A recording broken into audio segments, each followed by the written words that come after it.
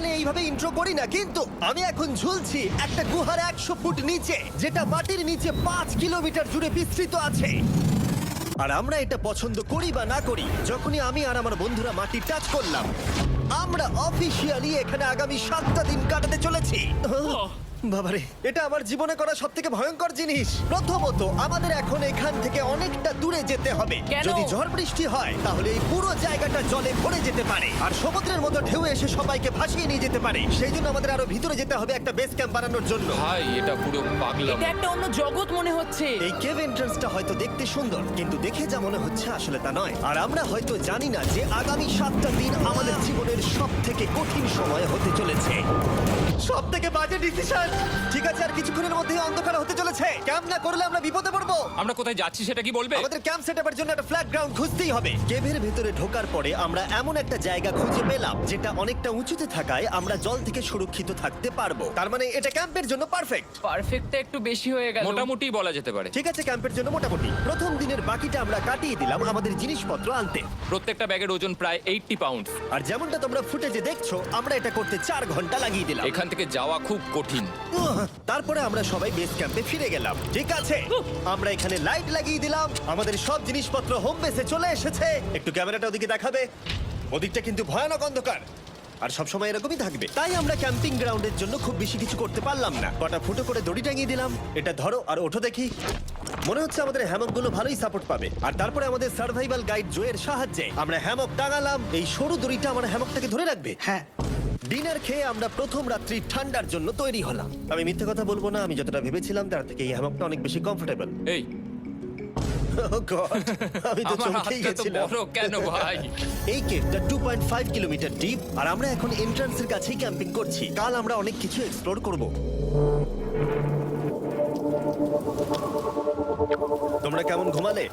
ভয়ঙ্কর। ঘুমই হয়নি। এটা সত্যি একটা অস্বস্তিকর পরিবেশ। কেভের উপর থেকে অনবরত আমাদের উপরে জল পড়েই যাচ্ছিল, তাই উপরে একটা প্লাস্টিক চাপালাম, কিন্তু তাও আমাদের হ্যামকের উপরে জল পড়েই যাচ্ছিল। একটা আইডিয়া আছে, চলো শেল্টারগুলোকে ভালোভাবে তৈরি করি। আমার মনে হয় এই প্লাস্টিকগুলোকে জুড়ে দিলে আর জল পড়বে না। বাহ, তুমি তো জিনিয়াস। আমি শুধু একজন ইউটিউবারই নয়, ঠিক আছে? আমার হ্যামকটা এটার উপরে ঝুলছিল।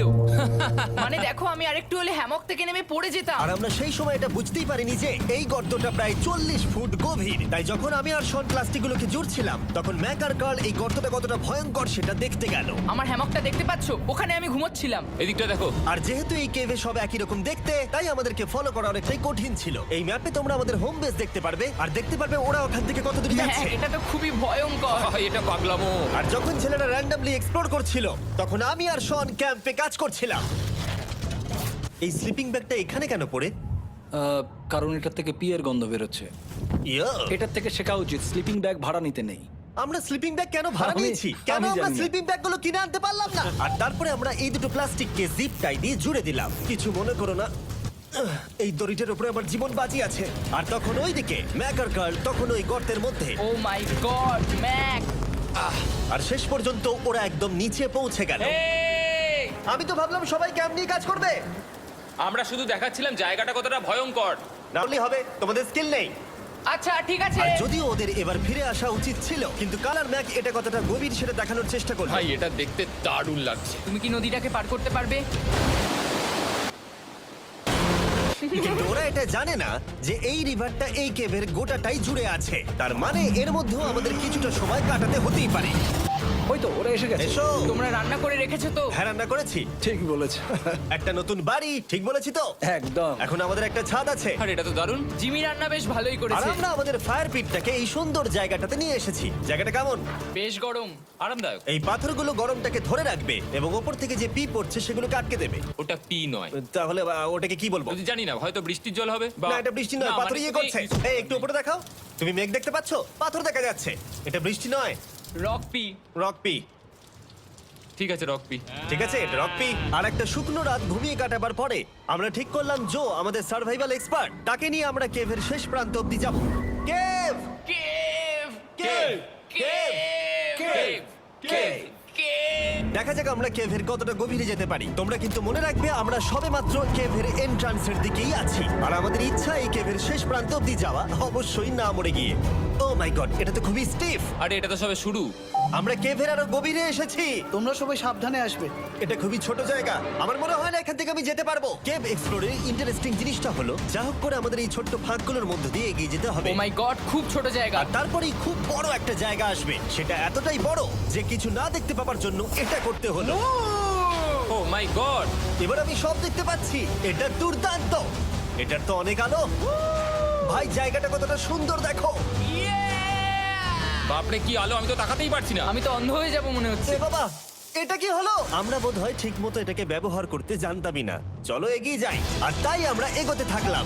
এই যে এই জায়গাগুলো, এগুলো খুব ভালো ধরার এখানে? জায়গা। এগুলো ধরে এখান থেকে পা ঘুরিয়ে চলে আসতে পারবে। এইভাবে কি? হ্যাঁ, একদম পারফেক্ট। জো সব থেকে ভালো কেভ গাইড। এভাবে কেউ গাইড করতে পারবে না।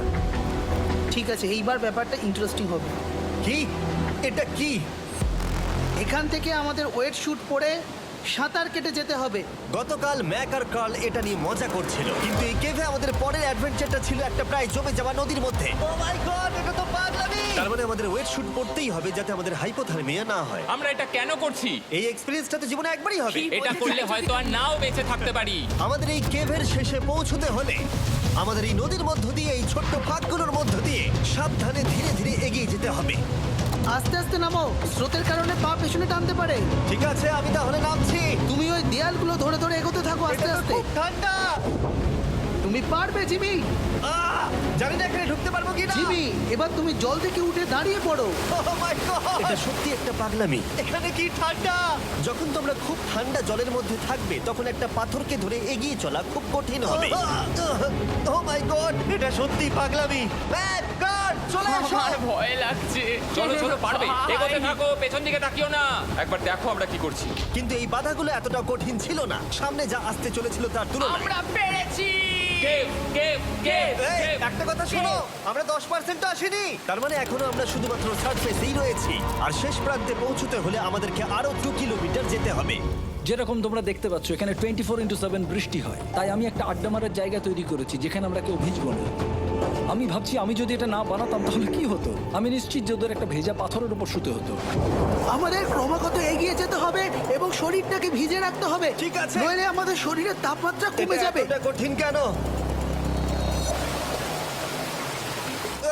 সব থেকে বাজে ব্যাপার হলো আমরা যতটাই দিকে এগোবো ততটাই আমাদের পিছন দিকে ক্যাম্পে ফিরতে হবে। আমাদের পরের বাধাটা হয়তো জলের মধ্যে নয়, কিন্তু তার মানে এটা নয় যে সেটা সহজ হবে। আরে এটা কি মাকড়সার জাল? কিন্তু আমি মাকড়সা দেখতে পাচ্ছি না তার কেন? মানে ওটা আমাদের উপরে আছে। আরে তোমার গায়ে, তোমার গায়ে। আমার বন্ধুরা বলতে বাজে, এই গেমটা মিস্টার বিস ভিডিওর মতো, যত এগোবে ততই কঠিন হবে। সত্যি কথা বলতে যদি আমাদের সাথে জো না থাকতো আমরা মরেই যেতাম। আর 3 ঘন্টা পরে জো আমাদের জন্য একটা বাজে খবর নিয়ে এলো। জল অনেকটা বেড়ে গেছে আর আমরা অনেকটা সময় লাগিয়ে ফেলেছি, তাই আজকে আমাদের আবার ক্যাম্পে ফিরে যেতে হবে। আমি মানবো না। তুমি সেফটি এক্সপার্টের কথা অমান্য করতে পারো না। আমি এটা মানবো না। সত্যি কথা বলতে আমাদেরকে ফিরতেই হতো, কারণ এর আগে আমরা শুট করতে অনেকটাই সময় নষ্ট করে দিয়েছি, তারপর ফ্লেয়ার নিয়ে খেলেছি, তাই আমরা ফিরে যাচ্ছি আর এই মিশনটা আমরা পরের দিন আবার শুরু করব। শন, আমরা এসে গেছি। আরে তুমি এখানে কি করছিলে? এখন তোমরা কেউ ভিজবে না। আমি তো জানতামই না এই লাইটগুলো আমরা এনেছি। এগুলো দারুণ লাগছে তাই না? দুঃখের বিষয় আজকে আমরা মাত্র 20% এগোতে পেরেছি, কিন্তু বিশ্বাস করো আমরা শেষ পর্যন্ত অবশ্যই যাব আগামী কয়েকদিন মধ্যেই। আমার মনে হয় না। কোনোদিনই হবে না। আমরা ডে 4টা রেস্ট নেব আর ডে 5-এ চেষ্টা করব এই কেভের শেষ অবধি যাবার। দেখা যাক কি হয়। ডে 3-তে মজা হলো, কালকে আবার দেখা হচ্ছে। আর কেভের ভিতরে 3টে খুব বাজে রাত কাটাবার পরে পরের দিন সকালে আমাদের মাথায় শুধু একটাই কথা আসছিল, আমার একটা হট শাওয়ার চাই, তবে আমি এখন একটু শান্তি পাবো। ও এখন শাওয়ার পেলে কিন্তু দারুণ হয়। আমি চান করিনি প্রায় 3-4 দিন হয়ে গেল। তোমরা নিশ্চয়ই জানো কেভের মধ্যে শাওয়ার করা সম্ভব নয়। আমাদের অনেকটা পথ হেঁটে সাবধানে আগের রিভার বেডের কাছে পৌঁছতে হলো। ও মাই গড! আমি আমার ব্রেনকে ফিল করতে পারছি। আমি এভাবে ব্রেনকে ফিল আমার করিনি। কপালটা জমে গেল পুরো। চলো ড্রোন দিয়ে মাথার চুলগুলো শুকিয়ে নি। এদিকে এসো ড্রোন। ও দাঁড়াও দাঁড়াও দাঁড়াও, এটা কিন্তু কাজ করছে। হ্যাঁ, দারুণ কাজ করছে। ড্রোন থাকতে হেয়ার ড্রায়ারের কি দরকার? আর চুল শুকানোর পর আমরা জোয়ের সাথে জার্নির প্ল্যান করতে বসলাম। এটা কি জো? এটাই কেভের ম্যাপ। আগেরবার আমাদের থামতে হয়েছিল কারণ জল খুব জোরে বইছিল। এখন বৃষ্টি কম হচ্ছে, তাই কালকে আমরা নিশ্চয়ই এই কেভের শেষে পৌঁছে যাব। এটা ভয়ঙ্কর হতে চলেছে। প্রথমে আমাদের কালকে যেখান দিয়ে গেলাম সেখান দিয়ে আগে যেতে হবে। জলের মধ্যে ঝাঁপ দিতে হবে এবং পাথর দেখে হাঁটতে হবে। এগুলো সবকটা আমরা যদি পার করতে পারি তাহলে আমরা গ্লো ওয়ার্ম চেম্বারে পৌঁছে যাব। কেমন দেখতে তুমি সেটা বলো না, আমি তোমাদেরকে সারপ্রাইজ দিতে চাই। তোমার মনে হয় আমরা পারবো? ওইসব বাদ দাও, আমরা ঠিক কালকে পৌঁছে যাবো। কালকের প্ল্যান আমরা চক আউট করে নিয়েছি। আমরা রেস্ট করছি আর ফেস্টিভ্যাল স্মোর্টস খাচ্ছি আমাদের এনার্জি রিগেন করতে। সবাইকে চিয়ার্স। জো এই প্রথমবার ফেস্টিভ্যাল স্মোর্টস খাচ্ছে। জো সত্যি কথা বলবে। এটা দারুণ, তাহলে ভালো লাগলো? এটা দারুণ লেগেছে। আমরা এই চকলেটটা আগে কেন বের করে নিই? এটা এমনি চকলেটের থেকে 10 গুণ ভালো খেতে। সত্যি কথা বলতে তোমরা যদি ফেস্টিভ্যালের সাথে স্মোর্টস ট্রাই না করে থাকো তাহলে তোমরা মিস করছো। কালকে আমরা পুরো কেভটা এক্সপ্লোর করব, দেখা হচ্ছে। তাই আমরা ভালো করে ঘুমানোর চেষ্টা করলাম আর কালকের প্রিপারেশন নিলাম কেভের শেষে যাওয়ার জন্য। আমরা আমাদের জীবনের সবথেকে ডেঞ্জারাস জার্নি করতে চলেছি। ডে 3 এর অভিজ্ঞতা মাথায় রেখে আমরা কম শুট করেছি যাতে আমরা সামনের দিকে তাড়াতাড়ি এগোতে পারি। জলটা খুব ঠান্ডা। হ্যাঁ, আগের দিনের মতোই খুব ভালো। এই তো আর যাতে আমরা সবাই বেঁচে ফিরতে পারি তাই জো ছাড়াও আরেকজন সার্ভাইভাল এক্সপার্টকে আমরা নিয়ে এসেছিলাম। এখানে আমরা ডে 3 তে আটকে গেছিলাম। এখন আমরা কি করব? এবারে আমরা অনেক তাড়াতাড়ি এসেছি। আমাদের পিছনে ঘন অন্ধকার। কোথায় যাব? এই রাস্তাটা অনেক সরু এবং হ্যাঁ। স্রোত প্রচুর বেশি, তাই আমরা দেয়ালগুলো ধরে ধরে আস্তে আস্তে এগোবো। এই যে এইভাবে। ও হ্যাঁ, God! এই রকটায় জাম্প করো। কয়েকটা ভালো পাথর আছে যেগুলোকে তুমি ধরে এগোতে পারবে। আরে এখানটা তো অনেক অন্ধকার। আমি আর পা পাচ্ছি না, আমি এখন মাটিতে আর পাই পাচ্ছি না। যেহেতু আমরা মাটিতে পা পাচ্ছিলাম না তার মানে যদি আমরা পাথর ছেড়ে দিই তাহলে এই জলের স্রোত আমাদেরকে ভাসিয়ে নিয়ে যেতে পারে। জো আমরা কি করব? আমি এটা ধরে এসেছি, তুমি এটা ঠিক ধরো। আছে, আমি তো দেখতেও পাচ্ছি না কোথায় যাচ্ছি। জো স্রোত আমাকে ভাসিয়ে নিয়ে চলে যাচ্ছে। আমি তুমি করবো কি করে? পারবে, পারবে। শুধু মুখটা এখান থেকে ঢুকিয়ে দাও, আমি হেল্প করছি। এখানে আমি ঢুকবো? হ্যাঁ, এই গর্তের মধ্যে। এই তো খুব ভালো। এটা আমার জীবনের সবথেকে বিপজ্জনক অ্যাডভেঞ্চার। আমরা এখন কেভের অনেক গভীরে চলে এসেছি আর এবার আমাদের সামনে প্রথম বড় বাধা। এখানে জলের একটা ঘূর্ণাবর্ত আছে, যদি তুমি এর মধ্যে পড়ে যাও তাহলে তোমাকে একদম নিচে নিয়ে চলে যাবে। মানে আমরা পড়ে গেলে মরে যেতে পারি। হ্যাঁ, মানে আমরা মৃত্যুর সাথে খেলা করছি। এটা এতটা বিপজ্জনক হতে পারে আমি সত্যিই ভাবিনি। খুব ভালো। এই তো। তাহলে কি আমার পা এখানে হ্যাঁ, রাখবো? রাখো রাখো। ঠিক আছে, এই তো আমি পেরেছি। এটা আমার ভাবনার থেকেও বেশি কঠিন ছিল। এই নদীটা কতটা শক্তিশালী এই গোটা কেভটাকে তৈরি করেছে। কিন্তু মজার ব্যাপার হলো আমরা পাথরের মতো শক্তিশালী নই। আমি শুধুমাত্র মানুষের মতোই শক্তিশালী। সৌভাগ্যবশত কার্ল এই অ্যাডভেঞ্চারে লিড করেনি, তার বদলে আমরা একজন অ্যাভেঞ্জার জোকে পেয়েছি। ও কতটা এক্সপার্ট তার প্রমাণ হিসেবে বলতে পারি। সে লিটারালি কতটা ওপর থেকে আমাদেরকে নদীতে ঝাঁপ দিয়ে দেখালো। ও মাই গড, এটা পাগলামি। কে বললো এটা পাগলামি? এটা তো আমার কাছে খুবই সহজ। আমি এটা করব। তুমি কোনোভাবেই এটা করতে পারবে না। আরে কি বলছোটা কি তুমি? আমি এক্ষুনি করতে চাই। চলো যাচ্ছি Joe. Godspeed back. Jimmy আমার সাথে যা যা করেছে তার কাছে এটা তো কিছুই নয়। 3, 2, 1।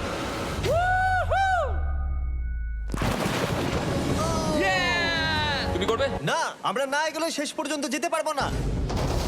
ও মাই গড, আমাদের নিচের দিকে যেতে হবে। আমরা সবসময় স্রোতের উল্টো দিকে কেন যাই? এখন শুধু আমি ভেসে ভেসেই যেতে পারবো, আর কিছু না। এই জলের তলায় অনেক ধারালো পাথর আছে, তোমরা সেগুলোকে দেখতে পাবে না, তাই সাবধানে পা ফেলবে। ও মাই গড, আবার এটা গভীর আরে হচ্ছে। আমার পা তো কিছুর উপরে রাখতে হবে। ছোট ছোট পাথরগুলোই একমাত্র বাধা ছিল না, মনে হচ্ছে আমাদের প্রতিটা পদক্ষেপে। ও ভাই, আমি কিচ্ছু দেখতে পাচ্ছি না। এটা খুব ভয়ঙ্কর। কেভটা আরো অন্ধকার হয়ে আসছিল এবং আরো সরু। আর তখন আমরা জানতাম না যে আমরা ফিনিশ লাইন অবধি পৌঁছতে পারবো কিনা। আমি ক্লান্ত হয়ে পড়েছি। এই কেভে আরো কঠিন বাধা আসার আগে তোমাদেরকে আমি কিছু দেখাতে চাইবো। জো, তোমার ব্যাগটা দাও। Thank you.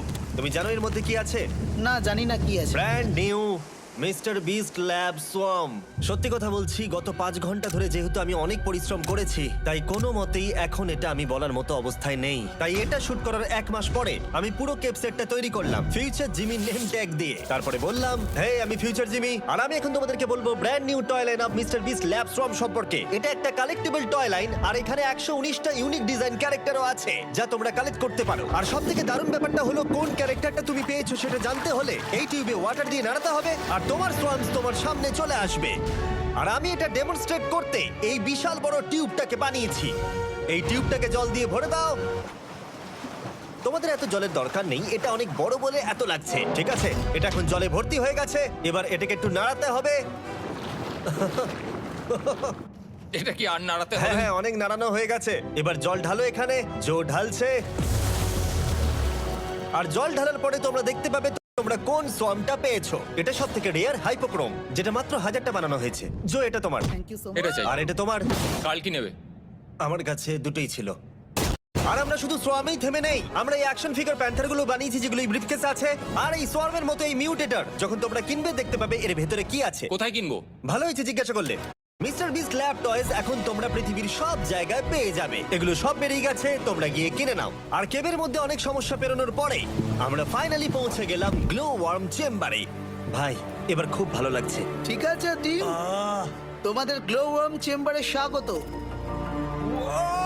এ তো দারুণ। এটা দারুণ লাগছে। ভাই এটা পৃথিবী মনে হচ্ছে না এখানে একদমই। যে আলো তোমরা দেখতে পাচ্ছ সেগুলো আসলে ছোট্ট ছোট্ট বায়োলুমিনেসেন্ট গ্লো ওয়ার্ম তৈরি করেছে। এটা দেখতে অনেকটা মিল্কি ওয়ে গ্যালাক্সির মতো লাগছে। ওয়াও! আর এই মুহূর্তটা, এই ভিউ, সত্যি বলতে এই ট্রেকের সমস্ত ক্লান্তি যেন দূর করে দিল। এখান অবধি পৌঁছানো যেন সত্যি একটা অ্যাচিভমেন্ট ছিল। কিন্তু এখন আমাদের যাত্রা শেষ হয়নি, কারণ আমাদের এখান থেকে এখন বেস ক্যাম্পে ফিরতে হবে। আজকে ডে 6 হতে চলেছে, এখনো ওরা আসেনি আর আমি খুব ক্লান্ত।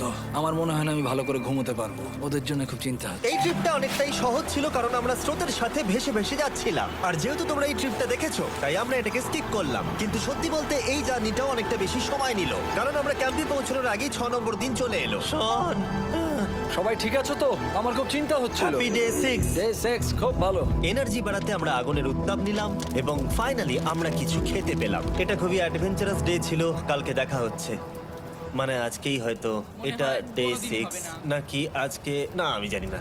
এত বড় ট্রেক সম্পূর্ণ করার পরে শারীরিকভাবে চূড়ান্ত ক্লান্ত হওয়া সত্ত্বেও জানি না কেন কিন্তু আমি একদমই ঘুমাতে পারছিলাম না।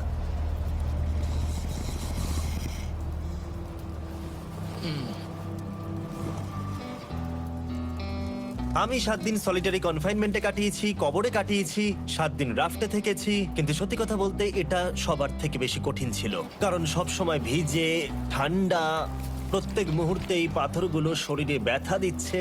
বেশিরভাগ সময়টাই এই কেভটা দুঃস্বপ্নের মতো ছিল। কিন্তু তোমার আর আমার মধ্যে জিমি! ইয়ো! গার্ড, আমাকে দেখতে পাচ্ছো? এটা পৃথিবীর সবথেকে উজ্জ্বল টর্চ। মজার মুহূর্ত অনেক ছিল। মাটির নিচে 300 ফুট গভীরে অভিযান চালানো থেকে আমাদের সবাই মিলে হ্যামক নিয়ে হাসাহাসি করা সবকিছুই এই অভিযানের অংশ ছিল। যেহেতু আমাদের সঙ্গ দারুণ, চলো তিমির মতো আওয়াজ করো। তাই এই ভিজে, ঠান্ডা, পাথুরে অদ্ভুত কেভের ট্রিপটা বদলে গেল আমাদের জীবনের সব থেকে সুন্দর মুহূর্তে।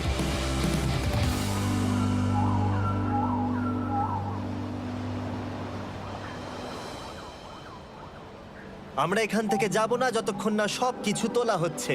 আর আমি সবকিছু বলেছি মানে সবকিছুই। চলো এবার বেরোনো যাক। আর যখন আমরা মাউথ কেভে আবার ফিরে এলাম, ভাই ওপরটা দেখতে দারুণ লাগছে। তখন জয়ের জন্য একটা সারপ্রাইজ ছিল। বেরোনোর আগে জো, আমরা তোমার কাছে কৃতজ্ঞ। তাই এই নাও 50,000 নিউজিল্যান্ড ডলার, 10,000 করে প্রত্যেক জনের প্রাণ বাঁচানোর জন্য। Oh my god, thank you so much Jimmy. Thank you Joe. Love you, Joel! এবার আমাদের সব কাজ হয়ে গেছে, চলো বেরোনো যাক। 7টা দিন পরে আমরা ফাইনালি এখান থেকে বেরোচ্ছি।